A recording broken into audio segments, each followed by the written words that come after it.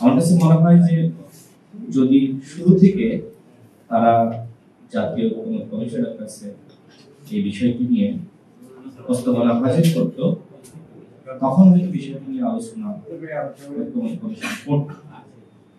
এবং যেহেতু আসলে আলোচনা শুরুতে হয়নি, সেক্ষেত্রে এখন মাঝপথে বা শেষ পথে নিম্নপক্ষের পিয়ার নিয়ে আন্দোলন এক ধরনের সংকট সৃষ্টি করতে যাচ্ছে। গতকালও দেখলাম কয়েকটি দল বিক্ষোভ করেছে এবং যে ধরনের বক্তব্য দিয়েছে, নিম্নপক্ষ যদি পিয়ার না হয় তাহলে তারা নির্বাচনে যাবে না, যমুনা ঘেরাও করবে, নানান ধরনের বক্তব্য রেখেছে। আমি এর আগে আসলে নিম্নপক্ষে পিয়ার নিয়ে কথা বলেছি, যেহেতু এটি নিয়ে আলোচনা চলছে, যে কারণে এই বিষয়ে আমার কয়েকটি অ্যানালাইসিস বা মন্তব্য করতে চাই। আমরা ছোটবেলা থেকেই যে বক্তব্য অনেকের কাছে শুনে আসছি যে মার্কা নয় ব্যক্তির ইমেজ দেখে ভোট দিন। নিম্নপক্ষ যদি পিয়ারের মাধ্যমে গঠিত হয়, তো সেক্ষেত্রে এই যে মার্কা নয় ব্যক্তির ইমেজ দেখে ভোট দেন, এটি আসলে থাকে না, বা এই স্লোগান যারা সচেতন মহলে দিয়ে থাকেন, এই স্লোগানের আসলে কোনো গুরুত্ব থাকে না। আবার যারা স্বতন্ত্র ইলেকশন করতে চায়, কোনো দলের মার্কা বা ব্যানারে নয়, সেক্ষেত্রে আবার এই স্বতন্ত্র প্রার্থী তাদের বিষয়ে কোনো পদক্ষেপ থাকে না। অর্থাৎ শুধুমাত্র রাজনৈতিক দলগুলো তারাই নির্বাচনে অংশ নিতে পারে। এছাড়া যে সকল দলের নিবন্ধন নাই, বাংলাদেশে তো নিবন্ধন নাই এরকম অসংখ্য দল আছে। আমরাও একটা সময় রাজনীতি করেছি, তখন আমাদের নিবন্ধন ছিল না। তো যাদের নিবন্ধন নাই তারাও কিন্তু নির্বাচনে অংশ নেওয়ার সুযোগ পাবে না। এখন যারা আসলে এই নিম্নপক্ষের পিয়ারের কথা বলছে, তারা এই বিষয়গুলো আসলে অ্যাভয়েড করছে। শুধুমাত্র যেখানে তাদের সুবিধা সেই জায়গাগুলোতে তারা ফোকাস করছে। এই যে স্বতন্ত্র এবং নিবন্ধন নাই যে দলগুলো, অত্যন্ত গুরুত্বপূর্ণ। এখানে এবি পার্টি আছে, নাগরিকত্ব আছে, গণশক্তি আন্দোলন। আমরা সবাই কিন্তু গণ অভ্যুত্থানের পরে নিবন্ধন পেয়েছি, যদিও আগেই পাওয়ার কথা ছিল। তো যদি আমরা নিবন্ধন না পেতাম তাহলে কি হবে? এই সংকট বা সমস্যাগুলো আছে।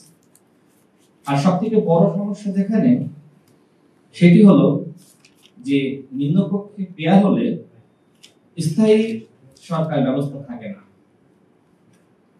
সকাল বিকাল, রাতে, মধ্যরাতে, ফজরের আগে ফজরের পরে সরকারের এমপি মন্ত্রীরা কেনাবেচা হতে পারে, যেটি আমি আগেই বলেছি। যে কারণে স্থায়ী সরকার ব্যবস্থা যেহেতু থাকে না, সেহেতু আসলে নিম্নপক্ষে পিয়ার অত্যন্ত বিপজ্জনক।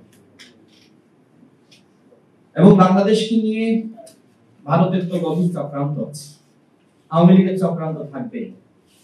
যদি এই নিম্নপক্ষে পিয়ারের বন্দোবস্ত হয়, তো সেক্ষেত্রে এমপি টাকা পয়সা দিয়ে কেনাবেচার ক্ষেত্রে সব থেকে বেশি কাজ করবে আওয়ামী লীগ, এবং আমাদের প্রতিবেশী রাষ্ট্র ভারত, তারও তো এই চক্রান্তে লিপ্ত হবে।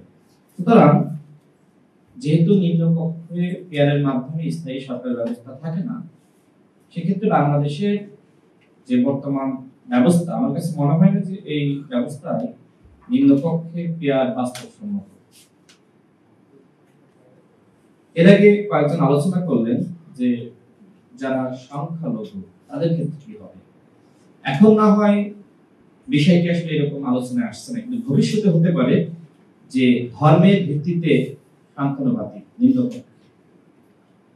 যদিও এখন সন্দেহের সংশয় আছে যে আমাদের দেশের যারা সংখ্যালঘু তারা যদি সিদ্ধান্ত নেয় তারা একটি দল গঠন করবে, যেমন আমাদের দেশের যারা মুসলমান তাদের অনেকের ইসলামিক দল আছে, ঠিক হিন্দুরা যদি এই ধরনের একটি সিদ্ধান্ত নেয় নিতেই পারে।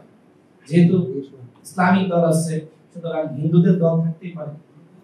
তো সেক্ষেত্রে একটা সময় বাংলাদেশ এই সংখ্যানুপাতিকের কারণে ধর্মীয় বিভাজন সৃষ্টি করে। এবং যারা ইসলামিক দল করে তারা একটা সময় বলা শুরু করবে যে আমরা শুধুমাত্র মুসলমানদের প্রতিনিধিত্ব করি। এই সংকটগুলো আমার কাছে মনে হয়েছে আলোচনায় আসা দরকার। এবং বাংলাদেশের আরেকটি গভীর সংকট হলো আমাদের পাহাড়। পাহাড়কে নিয়ে সবসময় ভারত এক ধরনের চক্রান্ত করেছে এবং পাহাড়কে আমাদের থেকে আলাদা করা এই চক্রান্ত আছে। যারা পাহাড়ে বিভিন্ন সম্প্রদায় রয়েছে তারা যদি মনে করে যে আমরা এই অঞ্চলের নেতৃত্ব দিব এবং আমরা একটি দল গঠন করব, সেক্ষেত্রে পাহাড়কে নিয়ে ভারতের আরেকটি চক্রান্ত শুরু হবে এই নিম্নপক্ষে পেয়ারের মাধ্যমে।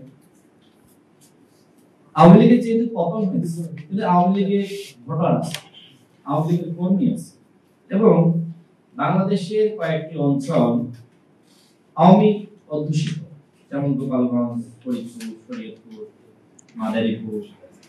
এই ভোটগুলো আসলে কোথায় যাবে বা এই অঞ্চলে যারা রাজনীতি করে তারা কি করে, আওয়ামী লীগের যারা রাজনীতি করে বা সারা দেশে যারা আওয়ামী লীগের কর্মীরা তারা কি করে?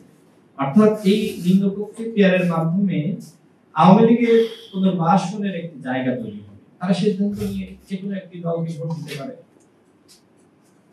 দিতে পারে, খুব স্বাভাবিক। এই বিষয়গুলো আমাদের হিসেবে আনা দরকার। এই জন্য আমি আগেও বলেছি, আজকেও বলছি, সরকার যেহেতু আসলে নিম্নপক্ষে পেয়ার নিয়ে আলোচনা করেনি, আমি সরকারের খুব গুরুত্বপূর্ণ ব্যক্তিদের সাথে এই বিষয়গুলো নিয়ে ঐক্যমত্য কমিশন গঠিত হওয়ার আগে আমি নিজে আলোচনা করেছিলাম এবং তারাও এটি মনে করে আজকে যে কথাগুলো বললাম সরকারের মধ্যেও এই ধরনের উপলব্ধিবোধের জায়গাটা রয়েছে, যে কারণে সরকার নিম্নপক্ষে পেয়ার নিয়ে আলোচনা করেনি। এখন আমাদের কয়েকটি দল যারা ফেসিবাদ বিরোধী শক্তি, আমরা একসাথে লড়াই সংগ্রাম করেছি, তারা নিম্নপক্ষে পেয়ার নিয়ে আলোচনা বা আন্দোলন করছে। এটি আসলে তাদের উদ্দেশ্যে আমি বলছি, আপনারা এই বিষয়গুলো একটু বিবেচনায় নেন, একটু আলোচনা করেন, চিন্তা করেন যে আসলে নিম্নপক্ষে পেয়ার বাংলাদেশের বাস্তবতার কতটুকু বাস্তবসম্মত। আমি এবার আসবো আজকের যে বিষয় নিয়ে আলোচনা হচ্ছে সেটি নিয়ে। আমরা যারা ঐক্যমত্য কমিশনে আলোচনা করেছি অধিকাংশ দলের পক্ষ থেকে সেখানে উচ্চকক্ষে সংখ্যানুপাতিক ভিত্তিতে আসন বিন্যাসের কথা বলা হয়েছে। অর্থাৎ আমরা দলগুলো যে পরিমাণ ভোট পাব সেই ভোটের অনুপাতে সংখ্যানুপাতিক ভিত্তিতে উচ্চকক্ষ গঠন করা অধিকাংশ দলের পক্ষ থেকে প্রস্তাব আছে। বাট আরো কয়েকটি দল তারা আবার যেটি বলেছে যে এটি নয়, সেখানে নোট অফ ডিসেন্ট আছে, তারা বলছে যে আসনের ভিত্তিতে সংখ্যানুপাতিক, অর্থাৎ আসন ভিত্তিক পেয়ার। তো পেয়ারের আলোচনা আছে, মানে উচ্চকক্ষ গঠিত হবে পেয়ারের মাধ্যমে, বাট এক্ষেত্রে মত পার্থক্য আছে। অন্তর্বর্তীকালীন সরকার বা জাতীয় ঐক্যমত্য কমিশন এই মত পার্থক্য দূর করার জন্য কাজ করছে। আগামী 15 তারিখ তারা জুলাই জাতীয় সনদে স্বাক্ষর গ্রহণ এবং একই সাথে জুলাই ঘোষণাপত্র নিয়ে যে ধরনের অনুষ্ঠান করবে একই ধরনের অনুষ্ঠানের মাধ্যমে জুলাই জাতীয় সনদ আমাদের সামনে উত্থাপন করতে চাই। আমি যতটুকু তথ্য পেলাম সরকারের পক্ষ থেকে বা জাতীয় কমিশনের পক্ষ থেকে তারা যে দলগুলোকে বড় মনে করে সেই বড় দলগুলোর সাথে আলোচনা করছে এবং সেখানে তারা প্রস্তাব রেখেছে 50% ভোটের অনুপাতে পেয়ার এবং 50% আসনের অনুপাতে পেয়ার। এই প্রস্তাবগুলো দলগুলোর কাছে রেখেছে। জানি না আসলে দলগুলো কতটুকু সম্মত হবে, আলোচনা চলছে। যদি আমরা একটি সিদ্ধান্তে আসতে পারি সেটি আমাদের জন্য সবার জন্য কল্যাণকর হবে। আমি সর্বশেষ বলি, যেহেতু আগামী ফেব্রুয়ারি মাসে নির্বাচন এবং নির্বাচন কমিশনের পক্ষ থেকে রোডম্যাপ ঘোষণা করা হয়েছে, অন্তর্বর্তীকালীন সরকারের মাননীয় প্রধান উপদেষ্টা তিনিও জাতির সামনে নির্বাচনের স্পষ্ট রোডম্যাপ ঘোষণা করেছেন। তার মানে ফেব্রুয়ারি মাসে অবশ্যই নির্বাচন হতে হবে, এর বিকল্প কিছু নাই। এখন যদি আমরা আমাদের এই মত পার্থক্যে আটকে থাকি, আমরা কোনো সমাধানে না আসতে পারি, সেটি কিন্তু নির্বাচনকে ক্ষতিগ্রস্ত করবে।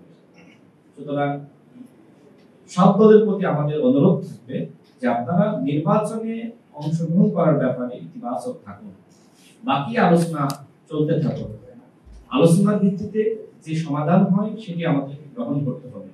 আমাদের সবাইকে এটি মানতে হবে যে আমরা কোনোভাবেই শতভাগ ঐক্যমতে পৌঁছাতে পারবো না।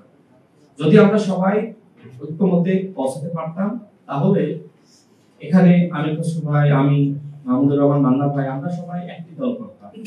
আমাদের ভিতরে মত পার্থক্য এবং ভিন্নমত রয়েছে বলে আমরা প্রত্যেকে আলাদা দল করি, কিন্তু আওয়ামী লীগের পতনে যেভাবে আমরা একসাথে কাজ করেছি আমাদের মত পার্থক্য ভুলে গিয়ে ঠিক নতুন রাষ্ট্র গঠনে, সংস্কার, বিচার এবং সুষ্ঠু নির্বাচন অনুষ্ঠানের ক্ষেত্রে আমাদের সকলের অবশ্যই ঐক্যমত থাকতে হবে। আমরা যদি এই বেশিরভাগগুলি শক্তি ঐক্যমতে না থাকি, আমরা যদি বিভাজিত হয়ে যাই, সেক্ষেত্রে সব থেকে বেশি সুবিধা পাবে ভারত এবং আওয়ামী লীগ এবং তাদের চক্রান্ত। সুতরাং ভারতীয় আধিপত্যবাদী চক্রান্ত, আওয়ামী লীগের চক্রান্তকে দুলিশ্বাস করার জন্য ঐক্যের কোনো বিকল্প নাই। আমি সর্বশেষ একটি বিষয় পরিষ্কার করি, অনেকগুলো গণমাধ্যমে আমার একটি বক্তব্য নিয়ে আসলে খুব বিভ্রান্তি ছড়ানো হচ্ছে। ঐক্যমত কমিশনে আমি একটি বক্তব্য রেখেছিলাম, সেখানে বলা হচ্ছে, আমি নাকি বলেছি যে 5 জন উপদেষ্টা শেখ হাসিনার সাথে হাত মিলিয়ে ষড়যন্ত্রে বা চক্রান্তে লিপ্ত হয়েছে। আসলে বিষয়টি ছিল এইরকম, আমি বলেছিলাম এইরকম যে সামাজিক যোগাযোগ মাধ্যমে এক ধরনের গুজব ছড়িয়ে পড়েছে, অন্তর্বর্তীকালীন সরকারের মাননীয় 5 জন উপদেষ্টা শেখ হাসিনার সাথে হাত মিলিয়ে চক্রান্তে লিপ্ত হয়েছে, এই ধরনের গুজব ছড়িয়ে পড়েছে।